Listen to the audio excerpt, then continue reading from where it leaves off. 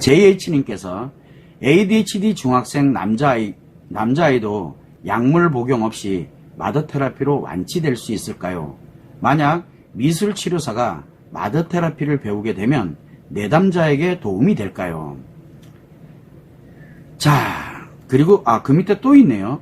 이렇게 두 줄로 이렇게 있다 보니까 제가 이게 상담을 하기가 좀 어렵습니다. 이게 채팅창을 통해서 상담을 하다 보니까 이런 문제점들이 있습니다. 이어서 성교육을 선생님 센터에서 하면 아이를 보내고 싶습니다. 소규모의 집단으로 신청자를 받아 또래별로 상담하는 프로그램이 있었으면 좋겠습니다. 라고 이렇게 글을 올려주셨습니다. 자, 그러면 JH님께서 먼저 궁금해서 물어봤던 내용을 상담을 해드리면 ADHD 중학생인 남자입니다. ADHD라든가 틱장애는 남자애들에게 잘 발생을 합니다. 여자아이보다는 남자아이에게 주로 많이 발생을 하거든요. 왜냐하면 ADHD나 또는 틱장애에 관련되는 게 바로 스트레스와 연결이 되기 때문에 그렇습니다. 자, 그래서 ADHD 중학생 남자인데 약물 복용 없이 마더 테라피로 완치될 수 있을까요? 라고 했는데 마더 테라피로 완치되는 것이 아닙니다. 마더 테라피는 아이들에게 직접 무엇인가를 치료하는 그런 기법이 아닙니다. 마더 테라피는 엄마에게 자녀의 양육 방법과 자녀의 치료 방법에 관련된 걸 엄마에게 알려주고 엄마가 그 능력을 갖도록 만들어주는 방법입니다.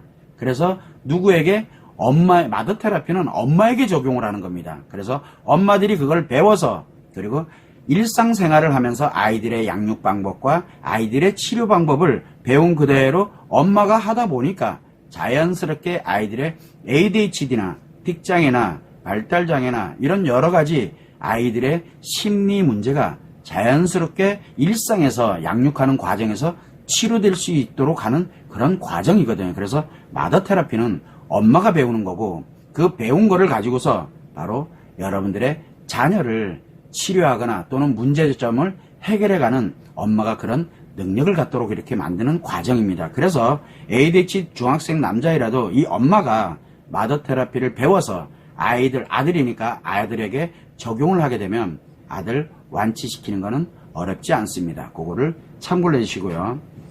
만약 미술치료사가 마더 테라피를 배웠습니다. 마더 테라피를 배워서 내담자가 누굽니까? 다른 부모가 되겠죠. 그 부모에 관련돼서 적용을 해서 가르친다. 그렇게 되면은 그래서 이제 그 부모가 가서 적용을 하면 자연스럽게 치료가 되지 않을까요? 라고 이렇게 얘기했는데 가능성은 굉장히 있습니다. 그래서 저희들이 이런 마더 테라피를 가리키는 방법, 운영하는 방법 이런 거에 대해서 전문가를 지금 현재 힐링 전문가라고 해서 전문가를 따로 양성을 하고 있습니다. 지금 한 20여 분이 지금 현재 전문가 과정을 지금 하고 있는데 이런 분들이 이제 나중에 실질적으로 다른 학부모들을 대상으로 해서 엄마들을 대상으로 해서 이제 마더 테라피에 관련되는 거를 이제 알려드리고 가르치고 그다음에 여러분들이 꾸준하게 자기 자신이 그거를 한 번 듣고 한 번 배웠다 그래서 바로 적용을 할 수 있냐? 그게 아닙니다. 그래서 지속적인 관리와 운영 그리고 거기서의 문제점들 이런 것들을 계속 엄마들과 커뮤니티를 형성을 하면서 엄마들이 자연스럽게 그 마더 테라피에 관련된 내용을 자연스럽게 자기 걸로 만들어가는 일련의 과정들을 가는데 그것을 하는 데가 바로 자사모 또는 테라피투어 홈페이지에서 그런 커뮤니티를 만들어가고 그리고 마더 테라피에 관련된 것을 수료한 엄마들끼리 서로 이야기를 나누고 그 다음에 과제라든가 또는 내가 해야 되는 것들이 어떤 오류를 갖고 있는지를 서로 점검을 하면서 그거를 교류해가는 그래야 일정한 기간이 지나가야만 그 마더 테라피에 관련된 내용이 정확하게 엄마 것이 되게 됩니다. 이런 일련의 과정들을 관리, 운영하는 것이 이제 바로 전문가들인데 그냥 단순하게 미술치료사가 마더 테라피를 배우고 나서 다른 사람에게 그대로 적용한다? 그러면 그 엄마가 생각보다 어긋날 확률이 굉장히 높습니다. 왜냐하면 굉장히 디테일한 부분들이 좀 많이 있거든요. 그거를 참고를 해주시면 좋을 것 같습니다. 그래서 만약에 그 미술치료사가 내담자에게 도움이 될 수 있도록 하기 위해서 미술치료사가 배우고 싶다? 그러면은 마더 테라피 전문가 과정, 즉 힐링 전문가 과정을 하는 게 가장 유익하다라고 생각을 합니다. 참고를 해주시고요. 자, 김서중님께서 성교육 얘기를 하셨네요. 성교육을 선생님 센터에서 하면 아이를 보내고 싶습니다라고 했는데 저희 센터에서는 성심리 교육을 만약에 성교육은 안 한다 그랬지 않습니까?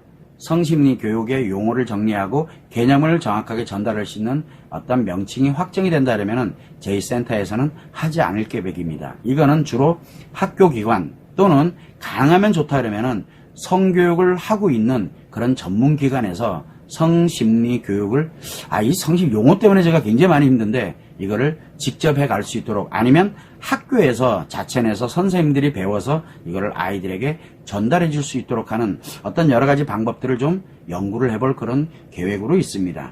참고로 해주시고요.